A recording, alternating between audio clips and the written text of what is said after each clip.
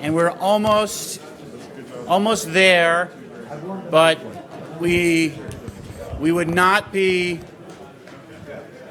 arriving at our destination without a chance for the elephant in the room. No. We have a very trim chair of the FCC who has had a lifetime of training for the position. It is something special to have someone who's been an entrepreneur, who has been an advocate, who has been a historian, able to lead in an important time. He is someone who relishes, like the FTC chairman I mentioned earlier, the substantive give and take that we have here. He's someone who fits readily into the series of conversations we've been having. And last year he spoke with us and he set out some thinking about a proceeding that some of you have heard about. And that has taken up a bit of time over the last year. And that has taken a bit of the conversation we've had here over the past 15 years. The broadband era is truly upon us, and what the framework for that era is going to look like will remain a topic of much discussion. We are so lucky to have Tom Wheeler here as a good friend of the program, able to speak to you all. And after he is done, as you know, we'll have lunch, and once more I'll exhort people to visit about the conference, think about what conversations to do next year, and talk to some of the students. We've so much value all coming here and having this sort of elevated discourse that we've had over the last couple days. So with no further ado, Tom Wheeler.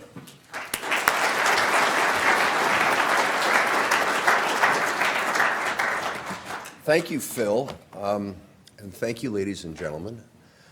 I realize that I am the guy who kept you from having a break and stands between you and lunch. I'm fully aware of the responsibility that Phil has placed on my shoulders. It's great to be here at Phil's annual rodeo, and what the kind of leadership program that Silicon Flatirons has become over the last 15 years. I mean, you know, I'm delivering a message to the already believing, but clearly this is one of the world's leading centers now in terms of scholarship about innovation, entrepreneurship, and policy that has developed here over the last 15 years. It's also great to see and re-see students. Brad Rivera, who is around here, there he is, we were lucky enough to have working in the chairman's office this last year. I've gotten to meet Ethan Jeans and Chris Laughlin on this trip as my drivers and educators in terms of what's been going on here and in their lives, and why they want to get involved in these kinds of issues and these kinds of activities. And then, of course, you never think about coming to Flatirons where you don't think about the birthday boy, Dale Hatfield, the legend himself, and all of the things that Dale has brought to this program and has meant to all of us who have been fortunate enough to study at Dale's knee over the years. Chairwoman Ramirez, Commissioner Ollenhausen, it was great to see you both here, and we do have some interesting things to work on together. You know, when I spoke last year, as Phil was commenting, I was new in the job. Kind of the most notable thing that had gone on up to that point was cell phones on planes, where I was being pilloried by all sides on that issue. I tend to think of that as the good old days.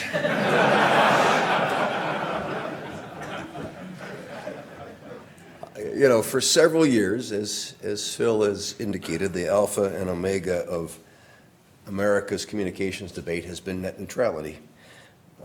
But all the focus on net neutrality really overshadows the reality that today's internet is not something that stands on its own.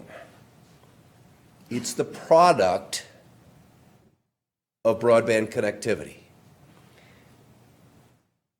And the terms internet and broadband are too often used synonymously, but they are not the same. The way the internet works today is a result of broadband infrastructure.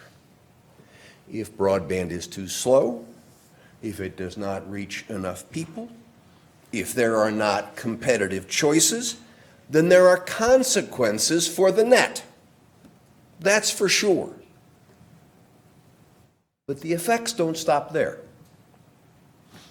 So today, let's talk about broadband.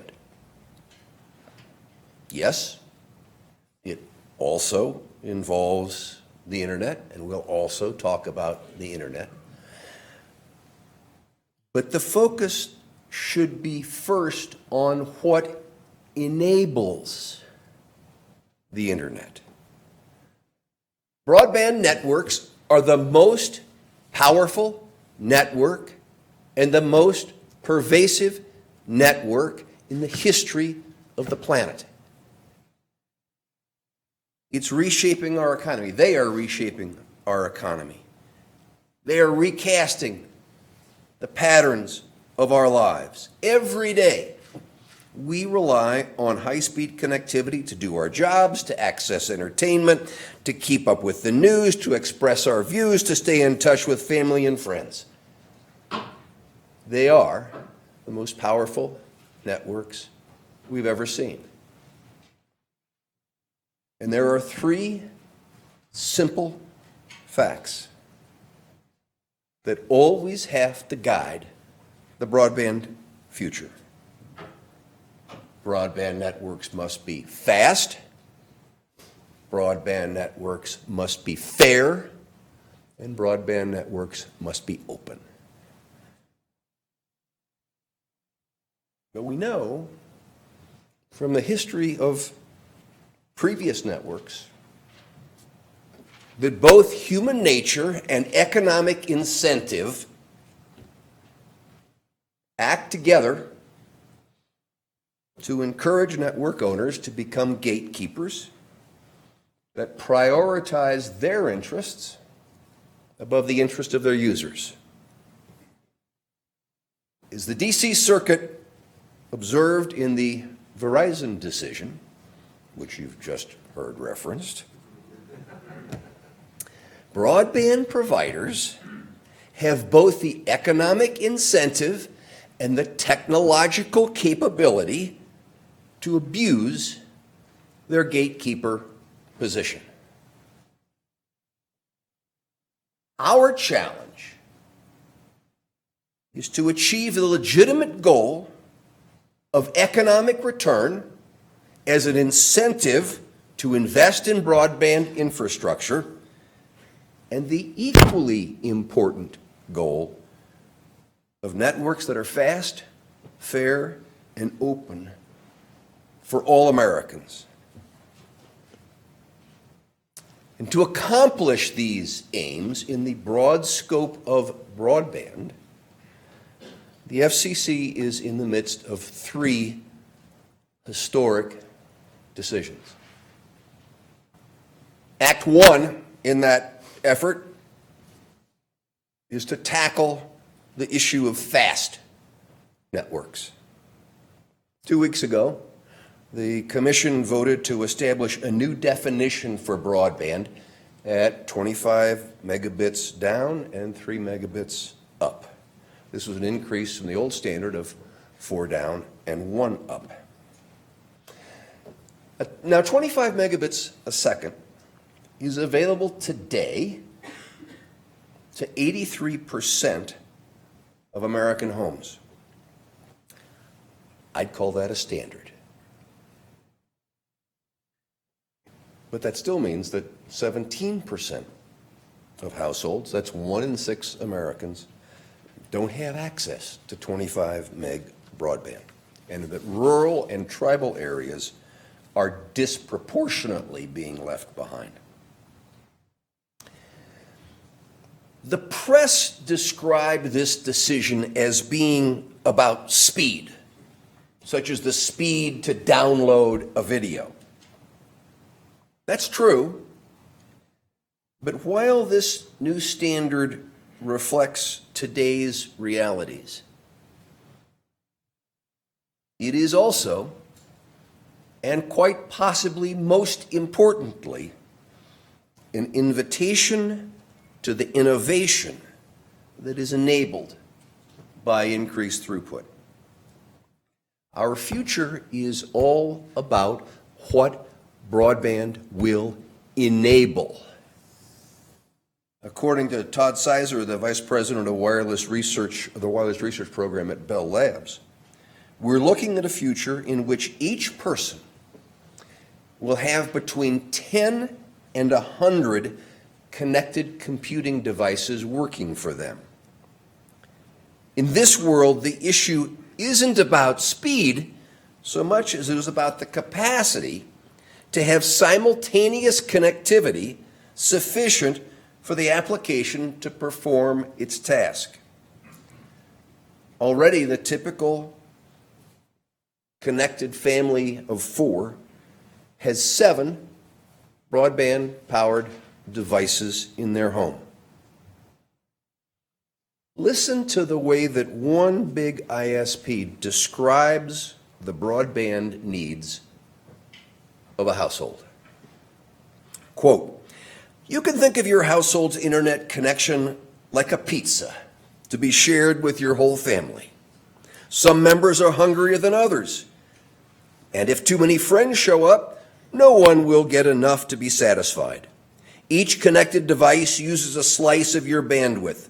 Over Wi-Fi, tablets will use between 20 megabits and 40 megabits.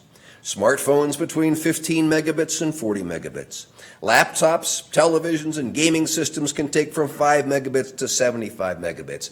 It adds up fast."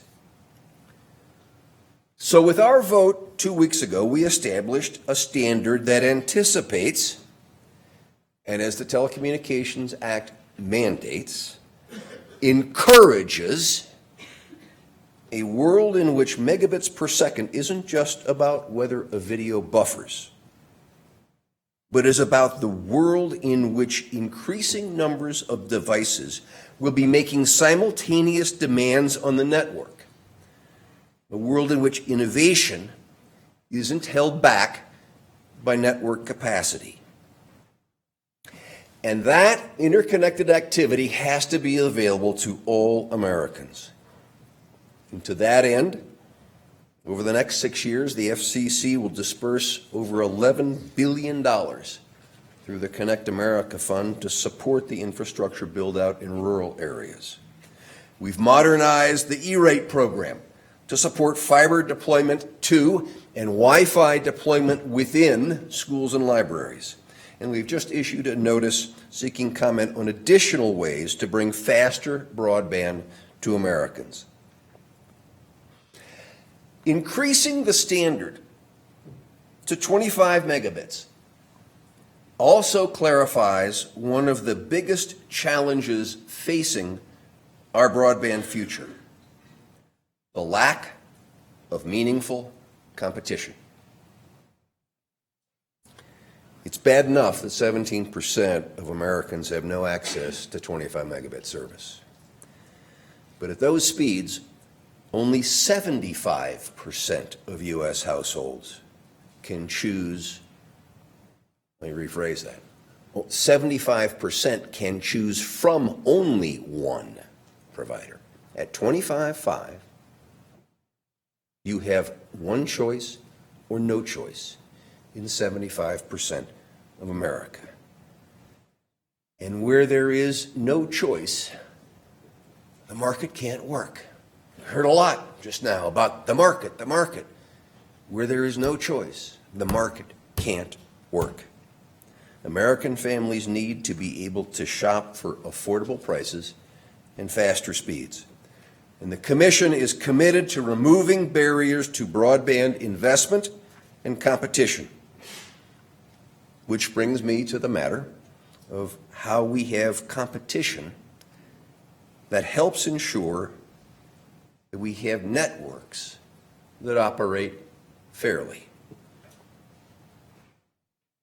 Act 2 of our broadband initiative will open on February 26th with a commission vote on the petitions of 2 cities, Chattanooga, Tennessee, and Wilson, North Carolina, which seek to provide high-speed broadband to their citizens, but have been obstructed by their state legislatures. The issue is simple and direct. When the people, through their elected representatives, take action to expand access to high-speed broadband and offer competitive choices, their will should not be thwarted. Many communities, including the 2 petitioners, have concluded that existing private sector broadband offerings are not meeting their needs, and the only solution is to become directly involved in broadband deployment. Some communities have worked with private sector providers to facilitate improved broadband service. Others have entered into various forms of public-private partnerships. Still, other communities have decided to deploy broadband networks themselves. But in 19 states, community broadband efforts have been blocked by restrictive state laws, laws passed due to heavy lobbying support by incumbent broadband providers. Now, Congress, acting through its authority, its constitutional authority, and its power to oversee interstate commerce, instructed the FCC to take the necessary steps to encourage the expansion of broadband throughout the nation.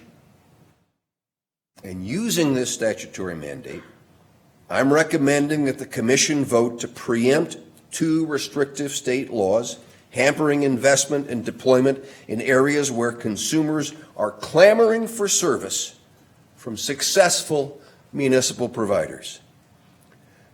Now, to be clear, my proposed ruling on these 2 petitions for preemption is an adjudicatory matter. While it provides precedent for the Commission and how it would review similar restrictions, its direct effect is limited to the 2 petitioning communities, and its direct bearing is limited to the specifics of the 2 cases in the 2 states. But having said that, I hope it sends a clear message that broadband is an important option,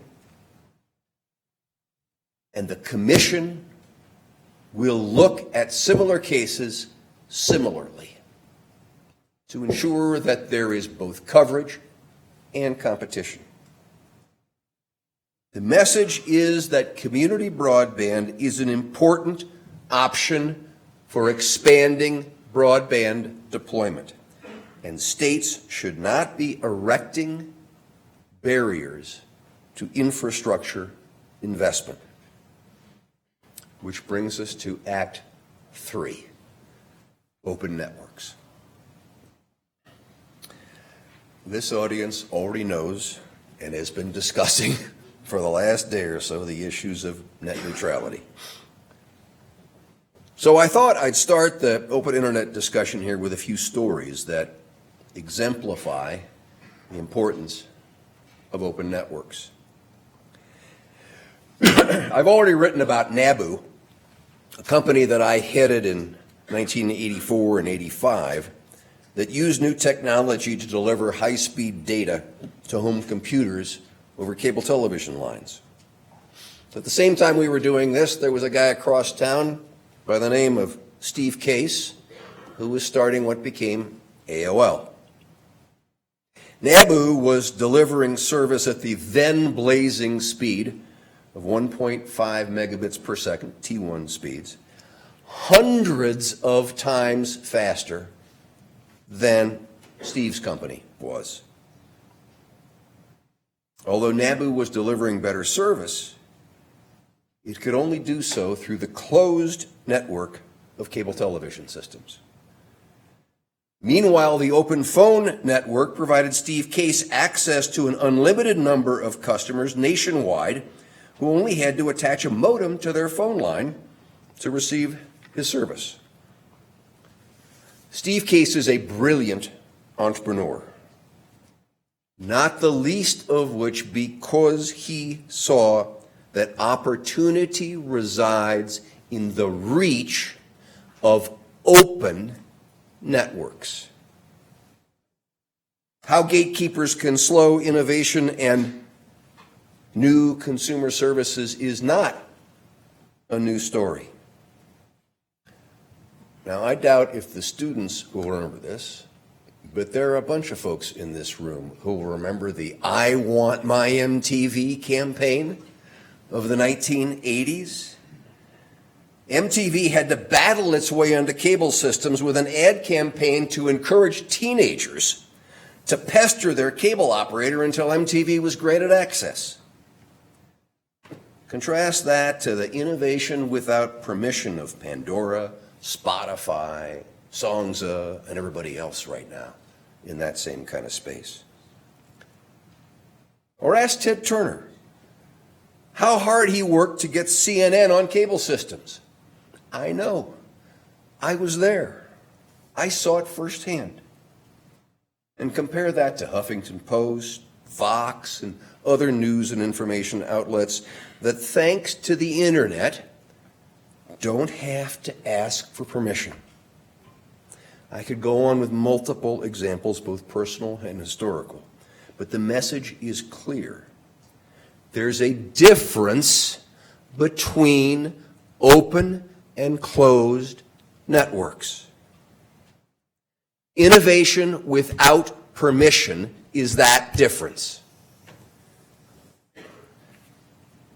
Now, before the ISP surrogates rush into hyperdrive pointing out how Pandora, HuffPo, and the others were able to get access, let's listen to the words of a major ISP suggesting it just might not always be that way. When Verizon was asked in open court if they wanted to restrict access through special commercial terms, their counsel replied, and I quote, "I am authorized to state by my client today that but for these rules, we would be exploring those commercial arrangements." Verizon's testimony points to replicating an era when the network operator exercised such control that it could determine who gets on the network, it could determine what kind of equipment attaches to the network. The internet wouldn't have emerged as it did if the FCC hadn't forbidden those kinds of practices, particularly as Mark talked before, the modems and the Carter phone decision in the late 1960s. The smart modems that Mark talked about that enabled the early internet were usable only because the FCC required the network to be open to non-Bell equipment. Now, Congress wisely created an FCC that is an expert agency with flexibility within specific parameters to evolve its rules to keep pace with technology and new markets. The history of the internet makes clear that we cannot predict the future. What we do know, however, is that any action we take must be strong enough and flexible enough, not only to deal with the realities of today, but also to establish the basic ground rules for the as yet unimagined. Originally, I believed that the FCC could assure Internet openness through the application of commercial reasonableness and the commercial reasonableness test to determine the appropriate behavior of ISPs. But after listening to countless consumers and innovators, I became convinced that the relatively untested, commercially reasonable standard might be subsequently interpreted to mean what was reasonable for ISPs in their commercial arrangements. And that, of course, would be the wrong conclusion. It was a possibility that was unacceptable. The precedent of earlier FCC rules assuring an open phone network made it clear that the yardstick for network management should be based on Title II of the Communications Act, the same test that had worked to deliver the dawn of the Internet. That's why I'm proposing that the FCC use a modernized, note the emphasis, a modernized version of its Title II authority to implement and enforce open Internet protections. Allow me to emphasize again the word modernize when I'm talking about Title II.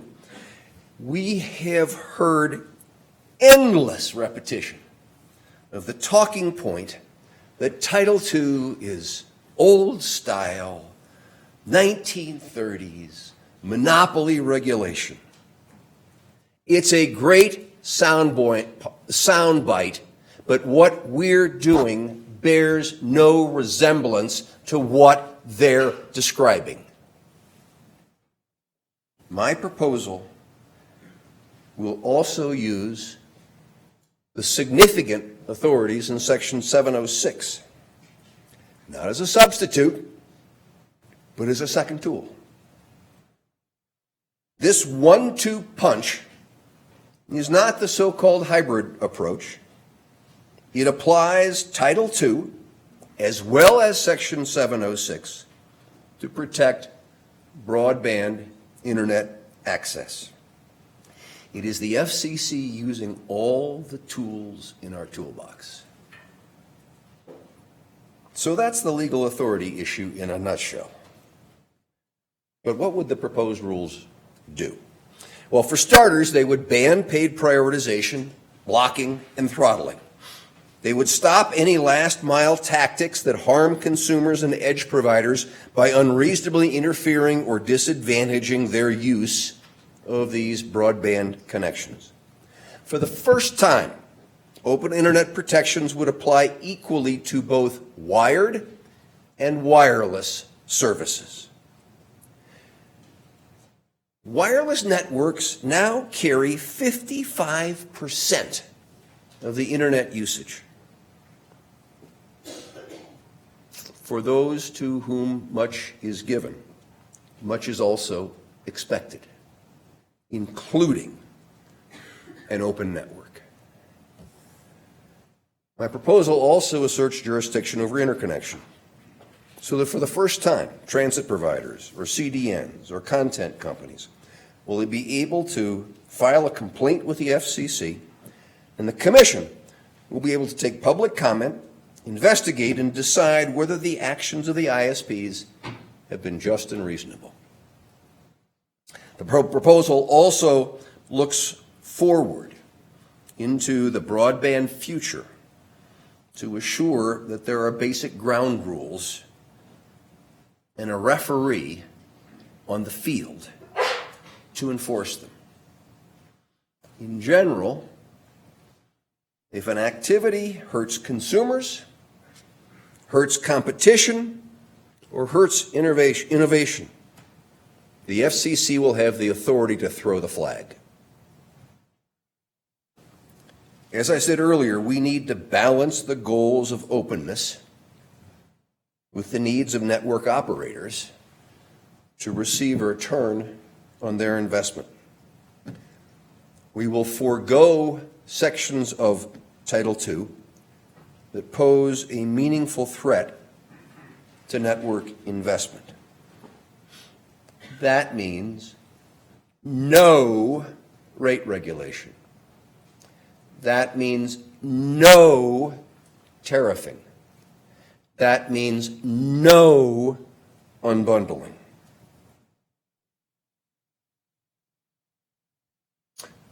Now, I'd note that when this kind of Title II light approach was applied to mobile voice service over the past 2 decades, an application that, by the way, was sought by the industry, I was their advocate, saying, please give us Title II regulation, but forbearance from all of those Title II requirements that aren't necessary in this new environment.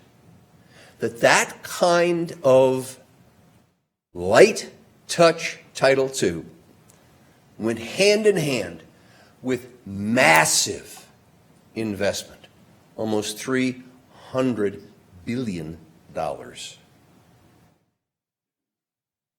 Open Internet rules must also incent the use of the Internet.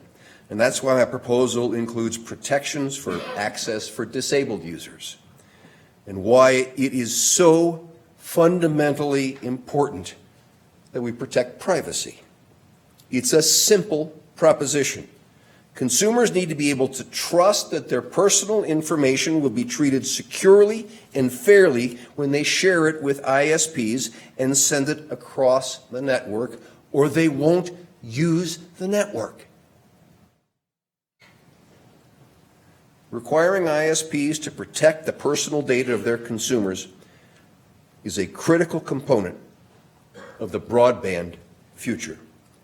And Section 222 of our statute provides us with the authority to do just that. Just recently, the Commission took action against a telecommunications carrier who put its customers' sensitive personal information on Internet web pages. No encryption, not even a password. Anyone could run a Google search and presto, the personal information would appear. We will not hesitate to take further action to protect consumers' broadband privacy. Now, as many of you know, I'm a history buff. And as we deal with the issues surrounding the future of the most powerful network ever known to man, I keep hearing in the back of my mind the observations that Lincoln made in December 1861. He was speaking of challenges that were far greater than those that we face. But the observation is apt. Lincoln said, the struggle for today is not just for today. It is for the vast future also.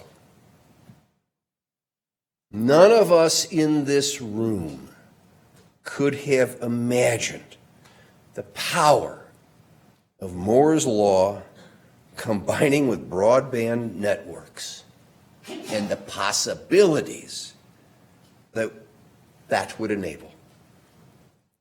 That vast, unimaginable future is what animates our current activities. Yes, the focus is around those kinds of things with which we are comfortable and which we have seen today, to date. But to fully understand the promise of that future, We must make sure that going forward, we have in place a structure that assures that broadband is fast, fair, and open. This is bigger than the internet that we know today. It is for the vast future also. Thank you very much.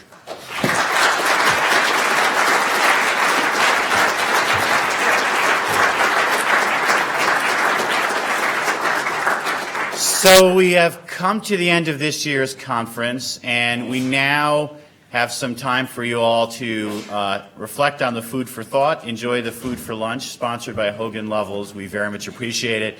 We appreciate all your support, how you've engaged with us, and look forward to continued conversations till we come back next year. The conference is adjourned. Thank you very much.